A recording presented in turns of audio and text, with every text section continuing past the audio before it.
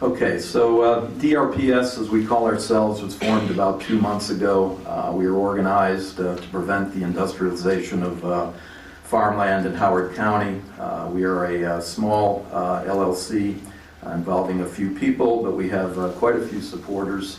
Those supporters can stand or clap right now.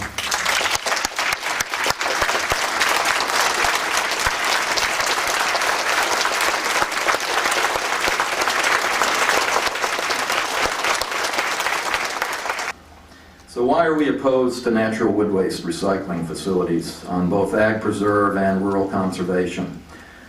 They promote very heavy traffic. These are industrial facilities where you have 18-wheelers coming in with either raw wood or preconditioned type wood, kind of chopped up, delivering it daily, going through the mulching process, and then other large trucks coming in to pick up the mulch. The studies we've done of these facilities around the country, you can find on say a typical 10-15 acre facility, maybe up to 50 trucks a day or more coming in through rural streets. They create noise from machinery and from backhoes, create toxic wood dust. They've been shown to pollute groundwater streams and reservoirs. They've been shown to be a major fire risk, and they've created health problems for people who live nearby. These facilities are industrial operations run by corporations. They're not the type of commercial facilities run by farmers, which were envisioned when the changes were made, in our opinion. Thanks to the landowner and Howard County government, this farmland is permanently preserved. We don't see that happening with these recent amendments that are allowing industrial uses on ag preserve land. The county taxpayers paid to put these farms in ag preserve. We've got now corporations buying these farms and reaping tax advantages on top of that, in addition to all the health concerns. So thank you.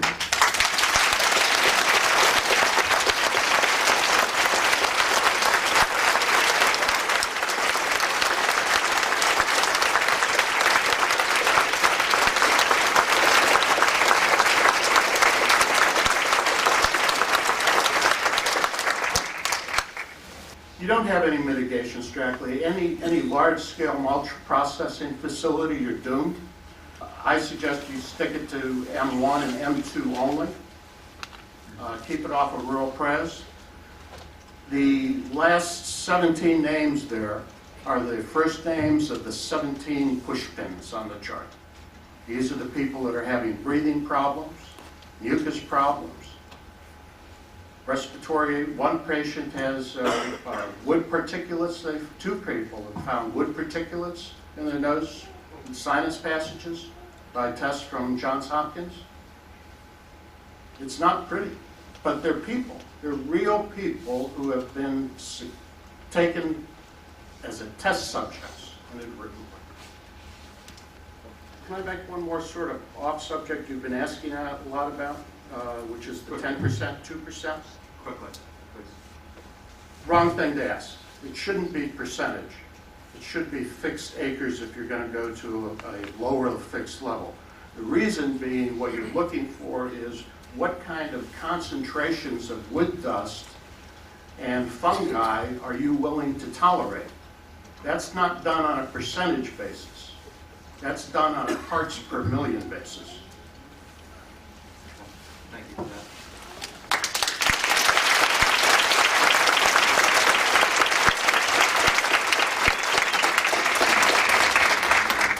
This is not the way to have rural land, and especially farmland preservation.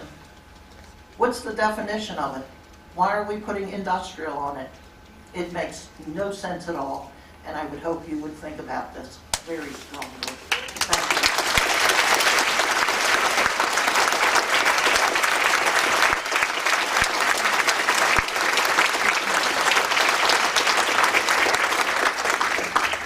there's not an awful lot that you can do to stop these once they have been approved for conditional use.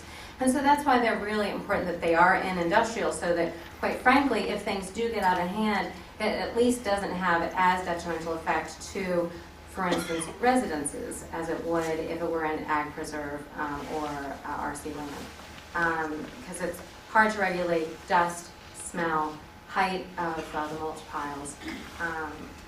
So that's all I'm going to say.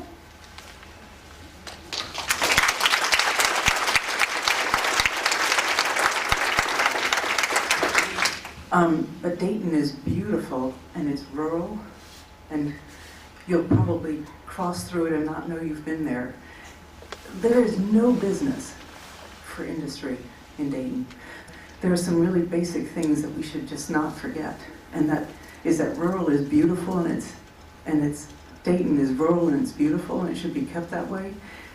I don't think there is a person in this room that would choose to live next to a mulching facility. I mean,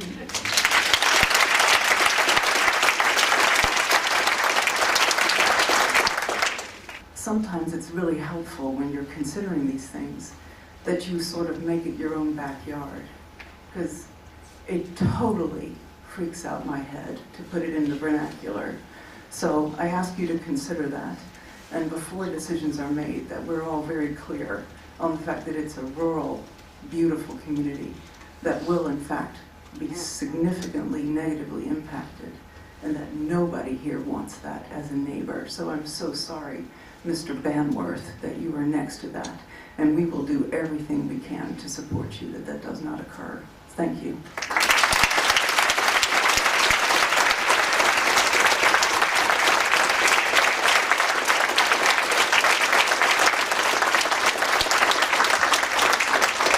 There is no enforcement in Howard County. As you've heard, people can do what they want. And I've been in a party to 23 hearings on conditional use. That conditional use process does not protect the citizens of this county. Traffic standards in this county are one of the lowest, I think, in this nation. And I think that it is somewhat puzzling, if not outrageous, that the Department of Planning and Zoning is going against the county councilman who speaks for the 30,000 people in western Howard County. We have to go ahead with the ZRA as recommended by the Preserve Dayton group to make sure that there is no such facility here. Thank you very much.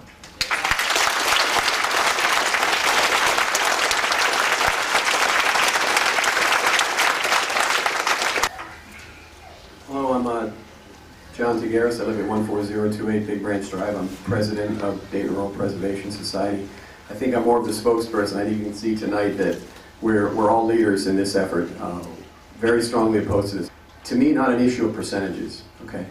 You can talk 2%, you can talk 10%. The issue here is the unlimited ability to keep bringing product in over and over and over again, ad nauseum, that makes this pure industry. For me, though, the real issue, too, is that we haven't really brought it up, is these children. You know, for me, the land values are a consequence of what's going on here, the reduced land values. For me, the issue is you've got kids all along Greenbridge Road, my kids are 6 and 7, waiting at the roadside to take their bus to school, come back, along Greenbridge Road, along 10 Oaks. This proposal just by Mr. Orndorff, we're talking about 15,000 trucks of industrial size up and down these roads annually, okay? That's a problem. I think you all have incentivized smart businessmen to come in and bring their industrial application and take advantage of what you've created, that they're taking advantage of the ag preserve properties. That to me is an injustice. So it's not just about protecting Dayton, I think it's also about protecting people who are going to come in that are unaware of the risks they're taking on as smart businessmen, but not in ag preserve land. This belongs in M1 zone property. Put industry where industry belongs. Thank you.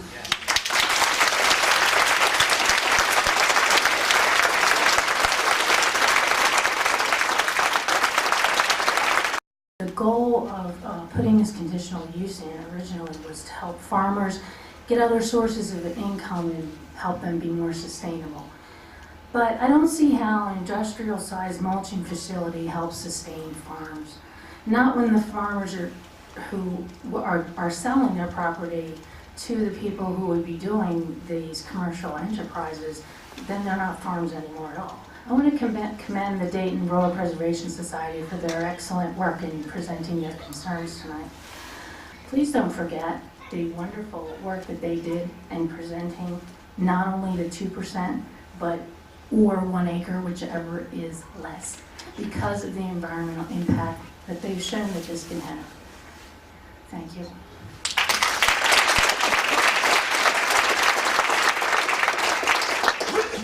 Thank you very much for your close attention and all the speakers. Thanks a lot. And everybody wants to give one more round of applause for everybody.